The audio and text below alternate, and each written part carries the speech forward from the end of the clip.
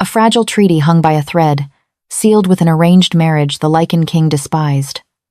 But as Kaelin's claws pulled back the heavy silk veil, the gasps of 1,000 nobles filled the grand cathedral. The woman trembling before him wasn't his bride, she was his greatest betrayal. The northern wastes were unforgiving, a realm of jagged ice, howling winds, and towering pines that seemed to pierce the gray underbelly of the sky. Here, high within the black stone walls of Ironhold Keep, King Kaelin stood upon his balcony, letting the bitter frost bite at his bare chest. He was a terrifying figure of a man, standing just shy of 7 feet even outside his wolf form, with shoulders broad enough to carry the weight of his fractured kingdom. Scars silvered and jagged mapped his torso, each telling a violent story of the War of the Red Moon. Today, he was to acquire another scar, though this one would be invisible. Today, the giant Lichen King was taking a wife. You look as though you are marching to the gallows, rather than the altar, my king. A deep voice rumbled from the shadows of the bedchamber. Kaelin turned slowly. His beta, Silas, stood near the roaring hearth, holding a ceremonial tunic woven of deep crimson and gold. Silas was a formidable warrior in his own right, but next to Kaelin's sheer, imposing mass, he looked almost ordinary. A gallows would be quicker. Silas, Kaelin grumbled, his voice a low, gravelly timbre that vibrated in his broad chest. He stepped back into the chamber, snatching the tunic and pulling it over his head with a frustrated grunt. The fabric was spun by southern weavers, delicate and suffocating. It smelled of lavender and foreign spices, masking the comforting scent of wood smoke and pine he was accustomed to. Lord Cedric of Aethelgard offers me a peace treaty wrapped in white silk. We both know it is a cage. A cage that secures the border, Silas reminded him gently, adjusting the heavy fur mantle over Kaelin's shoulders. The southern humans have exhausted our packs. We have lost too many alphas, too many pups. Marrying Lady Genevieve secures the silver mines of Aethelgard and guarantees 3 decades of undisputed peace. It is a sacrifice of pride for the survival of our kind. Kaelin's jaw tightened. He knew the politics. He had signed the parchment in his own blood. Lady Genevieve of House Ethelgard was renowned throughout the mortal realms as the Pearl of the South. Songs were sung of her golden hair, her porcelain skin, and her refined grace. But Kaelin's spies had brought back other tales. They spoke of a spoiled, cruel aristocrat who referred to lichens as feral mongrels and wore cloaks fashioned from wolf pelts. He was binding his soul to a woman who loathed his very existence, all to keep the southern armies from marching on Ironhold. Has the human delegation arrived? Kaelin asked, moving toward the heavy oak doors of his chamber. They entered the lower courtyard an hour ago, Silas replied, falling into step beside him. Lord Cedric rode at the vanguard. The carriage was heavily guarded. A dozen armored knights, Bishop Aldous, and handmaidens. They hurried the bride straight to the cathedral chambers. Cedric claims she is fatigued from the long journey through the snow. Or she is weeping over her tragic fate of marrying a beast, Kaelin sneered. As they walked through the winding, torch-lit corridors of the keep, Kaelin's heightened senses picked up the subtle shifts in his home. Ironhold was usually a fortress of boisterous laughter, the clashing of steel, and the rich sense of roasting meat. Today, it was stiflingly formal. Lichen warriors stood stiffly in polished armor, forcing themselves to be polite to the powdered, perfumed human nobles who looked at them with thinly veiled disgust. Kaelin's inner wolf paced restlessly against his ribs. The beast within him wanted to tear off the suffocating crimson tunic, shift into his 9-foot, midnight black lichen form, and run into the blizzard until his lungs burned. The wolf did not understand politics.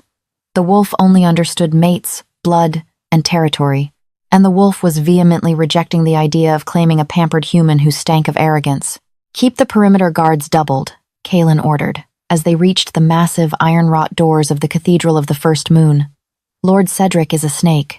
I do not trust him, and I do not trust this sudden surrender. If a single human draws a blade, slaughter them all. Silas bowed his head. As you command, my king. Kaelin took a deep breath, filling his lungs with the cold drafts of the ancient stone hallway. He locked his jaw, buried his feral instincts deep within his mind, and pushed open the doors to his doom. The Cathedral of the First Moon was a breathtaking cavern of ancient architecture.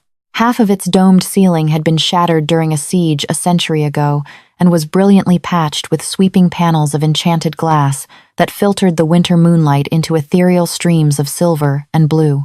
Hundreds of guests filled the pews.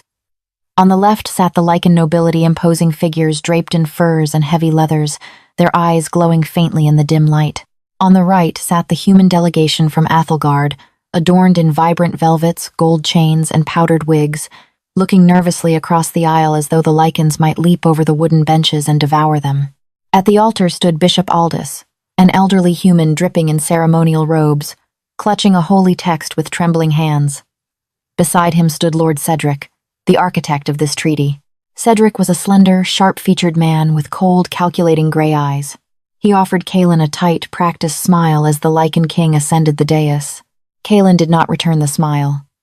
He stood towering over the humans, a monolithic pillar of muscle and dark fury, his hands clasped behind his back. Then, the heavy organ notes sounded, echoing off the stone walls. The massive wooden doors at the back of the cathedral swung open, and the congregation fell dead silent. The bride had arrived. She was escorted by 2 heavily armored paladins. Her gown was a masterpiece of southern wealth, layers of shimmering white silk, embroidered with pearls and silver thread that caught the moonlight. A heavy opaque veil of thick ivory lace covered her head and face completely, cascading down over her shoulders. As she began her slow walk down the long aisle, Kaelin narrowed his eyes. His wolf, previously dormant and sulking, suddenly sat up in his mind, ears swiveling. Something was wrong. Kaelin's nostrils flared, drawing in the scents of the room. He smelled the melting wax of 1,000 candles, the damp wool of the human guests, the metallic tang of polished armor. And then, he caught the scent of his bride. It was not the scent of the Pearl of the South. There was no imported lavender, no sweet vanilla, no expensive rose oils. Instead, the scent hit Kaelin's senses like a physical blow. It was the scent of petrichor, of rain striking ancient stones. It was the smell of bruised pine needles. And beneath that, something darker, sharper. The coppery scent of fresh blood, mingled with the unmistakable, sour stench of absolute terror. Kaelin's golden eyes tracked her every step. Her walk was not the graceful, practiced glide of a royal princess. It was stiff, awkward.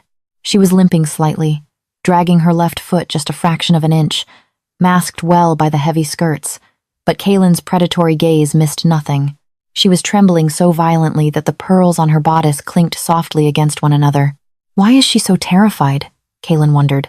I am a giant to her, yes, but Cedric assured me she had accepted her duty. As she finally reached the altar, the paladin stepped back. The bride stood before Kaelin, the top of her veiled head barely reaching his chest.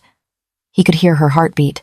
It was a frantic, erratic drum solo against her ribs, like a trapped bird battering itself against a cage. Lord Cedric stepped forward, his voice echoing loudly for the crowd. King Kaelin of Ironhold, I present to you the blood of my house, the seal of our peace.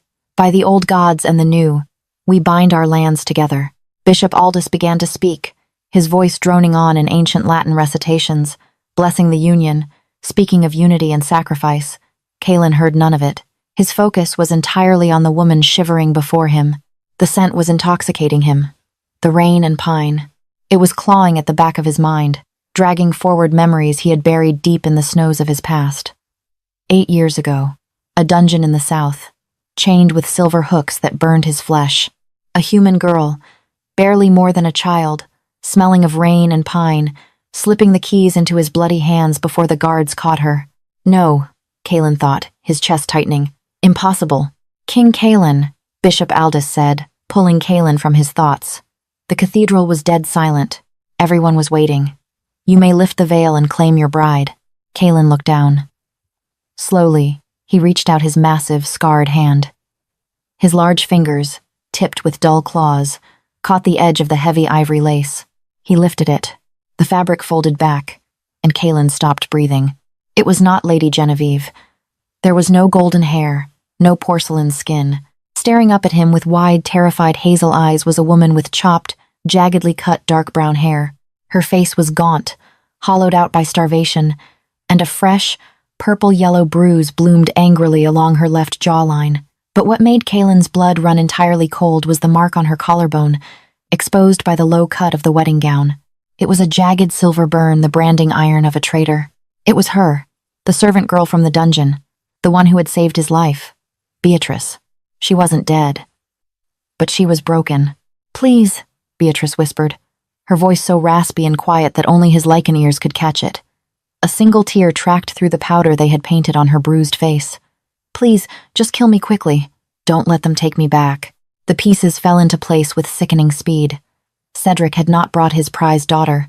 He had brought a disgraced servant, a branded traitor, dressed in royal finery. It was a calculated, devastating insult. Cedric wanted Kaelin to lift the veil, see the impostor, and tear her throat out in front of the human delegation. It would frame the Lichen King as a savage monster who murdered his bride at the altar, nullifying the treaty and giving the human armies the righteous cause they needed to launch a holy war. A collective gasp swept through the human nobles in the pews as they recognized the switch. Whispers erupted into panicked shouts. The Lichen warriors gripped the hilts of their swords, sensing the deception. "What is the meaning of this?" Bishop Aldous shrieked, dropping his holy book. Lord Cedric drew his sword, acting with feigned, theatrical outrage. "Treachery! The beast has used dark magic. This is not my daughter. He has swapped her to insult our crown." The cathedral erupted. The paladins drew their weapons, the sharp ring of steel echoing off the glass ceiling. Silas and the Lichen Guard instantly shifted, their bones cracking as they transformed into massive, snarling wolves, barring the doors. Cedric pointed his blade directly at Kaelin. "Kill the impostor! Kill the beast!" Beatrice flinched, curling in on herself and shutting her eyes tightly, waiting for the massive claws of the Lichen King to end her miserable existence, just as Cedric had planned. But the blow never came. Instead, a deafening, earth-shaking roar tore from Kaelin's throat. It was not a roar of political outrage. It was the possessive, world-ending bellow of an alpha who had just found his mate. Kaelin stepped forward, shielding Beatrice's fragile body entirely behind his massive frame. His eyes bled from their natural hazel into a glowing, luminescent gold. The air in the cathedral grew suffocatingly heavy, the sheer pressure of his alpha aura forcing several human nobles to their knees. "Sheathe your swords," Kaelin commanded, his voice dark, echoing with the demonic resonance of his inner beast. He looked directly at Lord Cedric, a terrifying, predatory smile exposing his elongated fangs. "There is no impostor, Lord Cedric. You have delivered exactly what was promised. A bride." Cedric's smug expression faltered, the color draining from his face. "You cannot be serious. She is a branded wretch." "She," Kaelin interrupted, his voice echoing like thunder, "is the Queen of Ironhold. And if any man in this room speaks of her with disrespect again, I will personally wear his spine as a necklace." The silence that followed Kaelin's declaration was absolute, heavy enough to crush bone. The human nobles were frozen, their powdered faces stark white against the dim, silver-lit backdrop of the cathedral. Lord Cedric's sword trembled in his grip. The trap he had so meticulously laid, the trap designed to paint the giant Lichen King as a bloodthirsty monster and ignite a holy crusade, had just snapped shut on his own leg. "You accept this creature as your queen?" Cedric stammered, the calculated smoothness of his voice entirely shattered. "King Kaelin, she is a peasant, a condemned traitor to the crown of Ethelgard. The treaty demands the blood of my house." Kaelin's lips curled, exposing teeth that were far too sharp for a human mouth. "The treaty, Lord Cedric, demands a bride from Ethelgard. You presented her at the altar.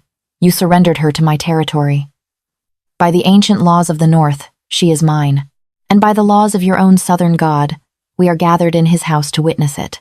Kaelin turned his massive, imposing frame toward the trembling Bishop Aldous, who looked as though he might faint into the baptismal font. "Read the vows, Bishop. Now."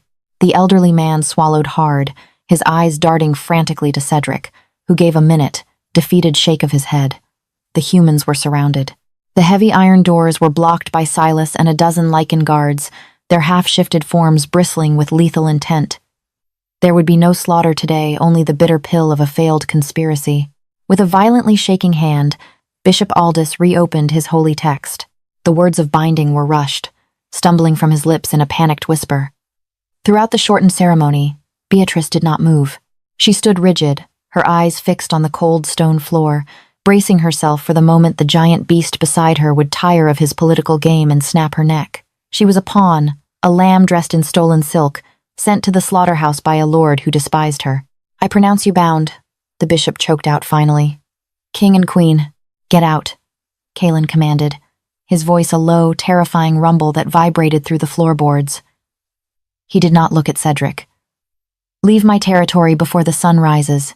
If a single wagon bearing the crest of Aethelgard remains within the borders of the northern wastes by dawn, I will consider it an act of war, and I will hunt you down myself." Cedric sheathed his sword with a sharp, angry clatter. He cast one last venomous look at Beatrice, a look promising unimaginable torture if she ever fell into his hands again before turning on his heel. The human delegation fled the cathedral like rats escaping a burning ship, their velvet cloaks dragging through the dust in their haste to reach the safety of the courtyard. Once the heavy cathedral doors slammed shut behind the retreating humans, the suffocating tension in the room broke. Silas stepped forward, his wolf features receding back into his ruggedly handsome human form. He looked at Kaelin, then at the trembling woman in the white gown. "My king," Silas began cautiously. "They attempted to humiliate us. They sent a broken servant to mock the crown of Ironhold." "Why did you accept her?" Kaelin did not answer his beta immediately. Instead, he turned his full attention to Beatrice. She flinched violently as his shadow fell over her, wrapping her arms around her own frail torso. Up close, the damage Cedric's men had inflicted upon her was sickeningly apparent.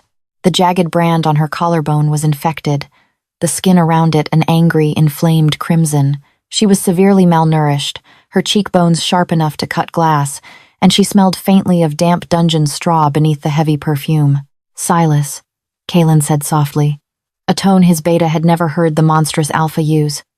"Summon Lady Eleanor, the pack's head physician. Have her bring the rarest healing salves we possess, and prepare the royal chambers. Ensure the hearth is roaring." Without waiting for a response, Kaelin moved closer to Beatrice. She squeezed her eyes shut, a tiny, broken sob escaping her chapped lips. "I am sorry," she whispered, her voice cracking. "I am sorry. I did not want to deceive you. Lord Cedric pulled me from the dark cells. They beat me. They dressed me in Lady Genevieve's clothes. He told me that when you saw my brand, you would tear me apart. Please, just make it fast." Kaelin felt a murderous rage flare within his chest, a roaring inferno that demanded he chase down Cedric's carriage and tear the Southern Lord limb from limb. He forced his alpha aura down, locking the beast away behind iron walls of willpower. He could not afford to frighten her any further. Slowly, carefully, Kaelin knelt on the cold stone floor. Even on his knees, he was nearly eye level with her. He reached out, his massive hands that had snapped the spines of enemy warlords moving with agonizing gentleness. He did not touch her skin, sensing her terror, but instead gently took the heavy, suffocating ivory veil that had fallen around her shoulders and pulled it entirely away. "Look at me," he commanded softly. Beatrice hesitated, her breath catching in her throat, before slowly opening her hazel eyes. She looked into the face of the monster she had been told would devour her, but there was no malice in Kaelin's golden eyes. There was only profound, aching recognition. 8 years ago, Kaelin began, his voice thick with emotion, in the southern province of Oakhaven. The armies of the Plantagenet line had captured a Lycan scout. They chained him to the walls of the deepest keep with hooks forged of pure silver. They starved him, beat him, and left him to rot in the dark. Beatrice's breath hitched. Her eyes widened fractionally as she stared at the scars tracing Kaelin's jawline. "The guards drank themselves into a stupor one evening," Kaelin continued, leaning closer, his gaze locked onto hers. "A scullery maid, a child, really, no more than 16 winters old, snuck past the iron gates. She smelled of rain and bruised pine needles. She had stolen the jailer's keys. She unlocked the silver hooks that were burning through my flesh, burning her own hands on the metal in the process." Beatrice subconsciously curled her fingers inward, hiding the shiny, faded burn scars that covered her palms. "I told her to run," Kaelin whispered, his voice cracking.